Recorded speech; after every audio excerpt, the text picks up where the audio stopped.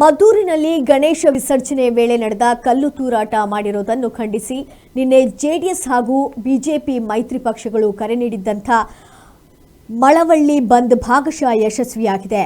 ಬೆಳಗ್ಗೆಯಿಂದ ಪ್ರಮುಖ ಬೀದಿಗಳ ಅಂಗಡಿ ಮುಂಗಟ್ಟುಗಳು ಬಹುತೇಕ ಬಾಗಿಲು ಹಾಕಿ ಬಂದ್ಗೆ ಬೆಂಬಲ ವ್ಯಕ್ತಪಡಿಸಿದ್ದು, ಅಲ್ಲಲ್ಲಿ ಕೆಲವು ಅಂಗಡಿಗಳು ತೆರೆದು ತಮ್ಮ ವ್ಯಾಪಾರವನ್ನು ಎಂದಿನಂತೆ ನಡೆಸಿದ್ರು. ಈ ವೇಳೆ ಪಟ್ಟಣದ ಪ್ರಮುಖ ಬೀದಿಗಳಲ್ಲಿ ಮಾಜಿ ಶಾಸಕ ಅನ್ನದಾನಿ ನೇತೃತ್ವದಲ್ಲಿ ಜೆಡಿಎಸ್ ಹಾಗೂ ಬಿಜೆಪಿ ಮೈತ್ರಿ ಪಕ್ಷದ ಕಾರ್ಯಕರ್ತರು ರಾಜ್ಯ ಸರ್ಕಾರದ ವಿರುದ್ಧ ಘೋಷಣೆ ಕೂಗಿದ್ರು. ಇದೇ ವೇಳೆ ಮಾಜಿ ಶಾಸಕ ಅನ್ನದಾನಿ ಮಾತನಾಡಿ, ಮದ್ದೂರಿನಲ್ಲಿ ಗಲಾಟೆಯಾಗಿದ್ರೂ ಸಹ ಸರ್ಕಾರ ಹಾಗೂ ಸ್ಥಳೀಯ ಶಾಸಕರು ಗಗನಚುಕ್ಕಿ ಜಲಪೋತ್ಸವ ಮಾಡಲು ಹೊರಟಿದ್ದಾರೆ. ಮದ್ದೂರಲ್ಲಿ ನಡೆದಂತ ಗಣೇಶ ವಿಸರ್ಜನೆ ಕಾರ್ಯಕ್ರಮದಲ್ಲಿ ನಾವೆಲ್ಲ ಭಾಗವಹಿಸಿದ್ದು ಶಾಂತಿಯುತವಾಗಿ ಮೆರವಣಿಗೆ ಆಯ್ತು. ಮೊನ್ನೆ ನಡೆದಂತ ಗಣೇಶ ವಿಸರ್ಜನೆ ಕಾರ್ಯಕ್ರಮದಲ್ಲಿ ಯಾರ ಕಿಡಿಗೇಡಿಗಳು ಒಂದ್ 4-5 ಜನ ಪ್ರೇರೇಪಣೆ ಕೊಟ್ಟು ಕಲ್ಲು ತೋರಿದ್ರು. ಅದ್ ಮಾಡಿರೋಗಿದ್ರೆ ಇವತ್ತು ಈ ನಾವು ಪ್ರತಿಭಟನೆ ಮಾಡ್ತಾ ಇಲ್ಲ. ಆದ್ರೆ ಕಾಂಗ್ರೆಸ್ ಸರ್ಕಾರ ಬಂದ್ಮೇಲೆ ಒಂದ್ ಮತೀಯವಾದಿಗಳು ಎಲ್ಲ ಭಯೋತ್ಪಾದಕರ ತರ ವರ್ತಿಸ್ತಾ ಇದ್ದಾರೆ.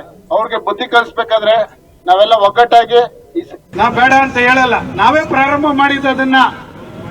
ನಮ್ಮ ತಾಲೂಕಿನಲ್ಲಿ ಇಂಥ ವಿಶ್ವವಿಖ್ಯಾತ ಜಲಪಾತ ಇದೆ ಅಂತೇಳಿ ಪರಿಚಯ ಮಾಡ್ಲಿಕ್ಕೆ 2007ರಲ್ಲಿ ನಾನು ಶಾಸಕನಾಗಿದ್ದಾಗ ಕುಮಾರಸ್ವಾಮಿ ಮುಖ್ಯಮಂತ್ರಿ ಆಗಿ ಜಲಪಾತೋತ್ಸವ ಅಂತ ಪ್ರಾರಂಭ ಮಾಡಿದ್ದೆ ನಾವು. ನೀವು ಮಾಡಿ, ಆದ್ರೆ ಮದ್ದೂರಿನಲ್ಲಿ ಬೆಂಕಿ ಎತ್ಕೊಂಡಿದೆ, ಜನ ಕಷ್ಟದಲ್ಲಿದ್ದಾರೆ, ದಿನ ಹೋರಾಟ ನಡೀತಿದೆ. ನೀವು 2 ದಿನ ಮುಂದೆ ಹಾಕಕ್ಕೆ ಏನಾಗಿತ್ತು ಸ್ವಾಮಿ? 1 ವಾರ ಮುಂದೆ ಹಾಕಕ್ಕೆ ಏನಾಗಿತ್ತು? ಗಗನಚುಕ್ಕಿ ಜಲಪಾತೋತ್ಸವದಲ್ಲಿ ನಮ್ಮ ಧ್ವಜವನ್ನ ಹಾಕುವಂತ ಸಂದರ್ಭದಲ್ಲಿ ಆದಂತ ಘಟನೆ ಇರಬಹುದು.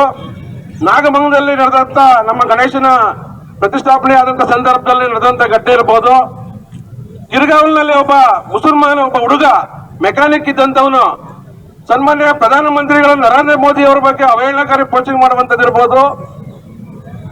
ಗಣೇಶನ ಮೆರವಣಿಗೆಯಲ್ಲಿ ಗಣೇಶನ ಮೇಲೆ ನಿಂತ್ಕೊಂಡು ಸಣ್ಣ ಪುಟ್ಟ ಹುಡುಗರು, ಮುಸ್ಲಿಮ್ಸ್ ಹುಡುಗರು ಉಗಿಯುವಂತದ್ದಿರ್ಬೋದು. ಈ ತರದ 10 ಹಲವಾರು ಘಟನೆಗಳನ್ನ ನಾವು ಕಾಂಗ್ರೆಸ್ ಸರ್ಕಾರ ಬಂದ ಸಂದರ್ಭದಲ್ಲಿ ನೋಡ್ತಾ ಇದ್ದೇವೆ.